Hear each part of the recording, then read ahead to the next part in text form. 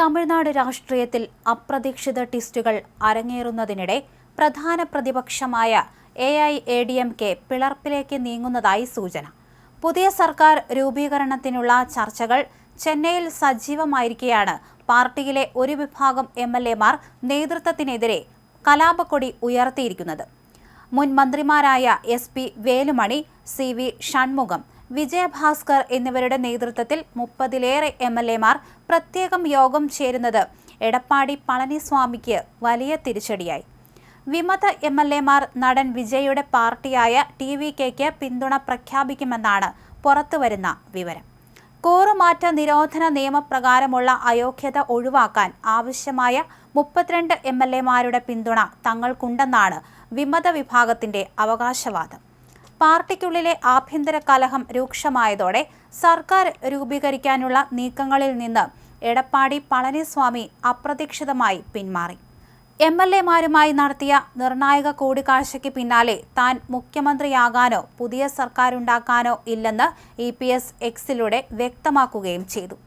ഭരണം പിടിക്കാനുള്ള സംഖ്യാബലം ഒപ്പമില്ലെന്ന് തിരിച്ചറിഞ്ഞതോടെയാണ് ഈ പിന്മാറ്റമെന്നാണ് രാഷ്ട്രീയ നിരീക്ഷകർ വിലയിരുത്തുന്നത്. ഇതോടെ AIADMKയുടെ ഭാവി തന്നെ അനിശ്ചിതത്വത്തിൽ ആയിരിക്കുകയാണ് എന്ന് വേണം പറയാൻ. അതേസമയം തമിഴ്നാട് രാഷ്ട്രീയത്തിലെ പുതിയ ശക്തിയായി മാറിയ വിജയുടെ നേതൃത്വത്തിലുള്ള TVK കേവല ഭൂരിപക്ഷം ഉറപ്പാക്കി കഴിഞ്ഞു. മുസ്ലിം ലീഗും VCKയും വിജയ്ക്ക് നിരുപാധിക പിന്തുണ പ്രഖ്യാപിച്ചുകൊണ്ട് ഗവർണർക്ക് കത്തു നൽകി. ഇതോടെ ഭരണസ്തംഭനം ഒഴിവാക്കി പുതിയ സർക്കാർ അധികാരമേൽക്കാനുള്ള സാധ്യതകൾ തെളിഞ്ഞു. എന്നാൽ ലോക് ഭവന്റെ നിലപാടിപ്പോഴും നിർണായകമാണ്.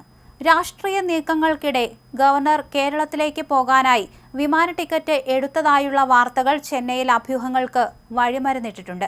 വരും മണിക്കൂറുകളിൽ തമിഴ് മണ്ണിൽ വലിയ രാഷ്ട്രീയ മാറ്റങ്ങൾ സംഭവിക്കുമെന്നാണ് റിപ്പോർട്ടുകൾ സൂചിപ്പിക്കുന്നത്. തമിഴ്നാട്ടിൽ TVK സർക്കാർ അധികാരമേൽക്കാൻ വൈകുന്നതിൽ മനം നൊന്ത് പാർട്ടി പ്രവർത്തകൻ ആത്മഹത്യയ്ക്ക് ശ്രമിച്ചു എന്നാണ് മറ്റൊരു വാർത്ത. തിരുനെൽവേലി ജില്ലയിലെ ചെട്ടിക്കുളം സ്വദേശിയും TVK Valliyoor union volunteer wing deputy സെക്രട്ടറിയുമായ ഇസക്കിയപ്പനാണ് സ്വയം തീ കൊളുത്തി ജീവനൊടുക്കാൻ ശ്രമിച്ചത്. 30% പൊള്ളലേറ്റ ഇദ്ദേഹത്തെ ആശാരിപ്പള്ളത്തെ സർക്കാർ മെഡിക്കൽ കോളേജ് ആശുപത്രിയിൽ തീവ്രപരിചരണ വിഭാഗത്തിൽ എത്തിച്ചു. തെരഞ്ഞെടുപ്പിൽ ഏറ്റവും വലിയ ഒറ്റകക്ഷിയായി വിജയിച്ചിട്ടും കേവല ഭൂരിപക്ഷത്തിന് ആവശ്യമായ പിന്തുണ ഉറപ്പാക്കി വിജയ് മുഖ്യമന്ത്രിയാകാൻ വൈകുന്നതിൽ ഇസക്കിയപ്പൻ കടുത്ത മനോവിഷമത്തിലായിരുന്നുവെന്ന് പറയപ്പെടുന്നു.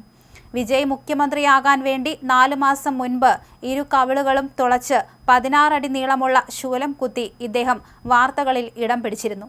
നിലവിൽ ഇടതുപക്ഷ പാർട്ടികൾക്ക് പുറമെ VCKയും മുസ്ലിം ലീഗും പിന്തുണ പ്രഖ്യാപിച്ചതോടെ TVK കോൺഗ്രസ് സഖ്യം അധികാരത്തിലെത്തുമെന്ന് ഉറപ്പായിട്ടുണ്ട്. എന്നാൽ സർക്കാർ രൂപീകരണത്തിനായുള്ള ഔദ്യോഗിക നടപടികൾ പൂർത്തിയാക്കാൻ വൈകുന്നത് പ്രവർത്തകർക്കിടയിലും ഇത്തരത്തിലുള്ള ആശങ്കകൾ ഉണ്ടാക്കുന്നുണ്ട്.